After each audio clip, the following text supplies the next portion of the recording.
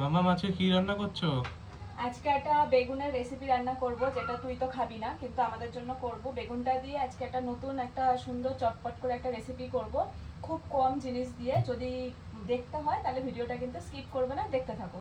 আচ্ছা, প্রথমেই দেখো বেগুনগুলোকে কিন্তু আমি এরকম একটুখানি মিডিয়াম সাইজের করে গোল গোল করে কেটে একটুখানি জলে একটু ভিজিয়ে রেখেছি। তা এবার দেখো, কাটার পরে এখানে আমি একটু নুন, হলুদ, ধনের গুঁড়ো, জিরের গুঁড়ো নিয়েছি, আর সামান্য নেব একটুখানি সরষের তেল দিয়ে সব ভালো করে বেগুনটাকে একটুখানি 10 মিনিট আমি কিন্তু মাখিয়ে রেখে দেবো। চলো দেখো, আমি কিন্তু বেগুনটাকে ম্যারিনেট করে আমি কিন্তু 10 মিনিট রেখে দিয়েছিলাম। এবার এটাকে আমরা যেরকম নর্মালি বেগুন ভাজা করি সেরকমই করব, বাট ওটা কিন্তু আমি কিন্তু এটা সরষের তেলে রান্না করব। চলো বেগুনটা ভাজি। বেগুন ভাজাগুলো কমপ্লিট করে ফেলেছি। আমরা যেরকম নর্মাল বেগুন ভাজি ওইভাবেই কিন্তু বেগুনটা ভেজে আমি ন্যাপকিনে রেখেছি।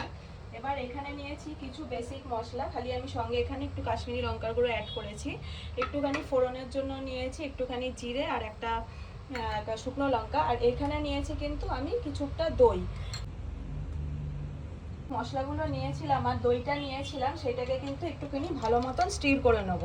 যেই তেলে বেগুনটা ভেজেছিলাম আমি কিন্তু রান্নাটাও সেই তেলেই করব। তেলটা কিন্তু গরম হয়ে রয়েছে অলরেডি। আমি কিন্তু এবার ফোড়নের জন্য মশলাটা দিয়ে দিচ্ছি।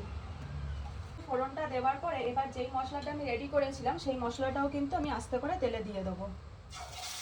মশলাটা কিন্তু আমি এমনভাবে কষিয়েছি, যখন মশলাটা দিয়ে এরকমভাবে তেলটা ছাড়তে শুরু করবে, এরপর কিন্তু আমি এই বেগুনগুলোকে এর মধ্যে দিয়ে দিচ্ছি।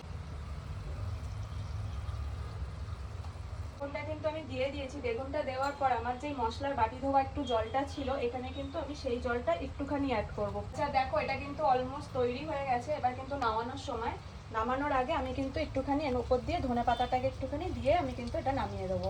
দেখো, আমার কিন্তু রেসিপিটা পুরোপুরি তৈরি হয়ে গেছে। তোমাদের কেমন লাগলো এই রেসিপিটা অবশ্যই কিন্তু কমেন্ট করে জানাবে। Thank you.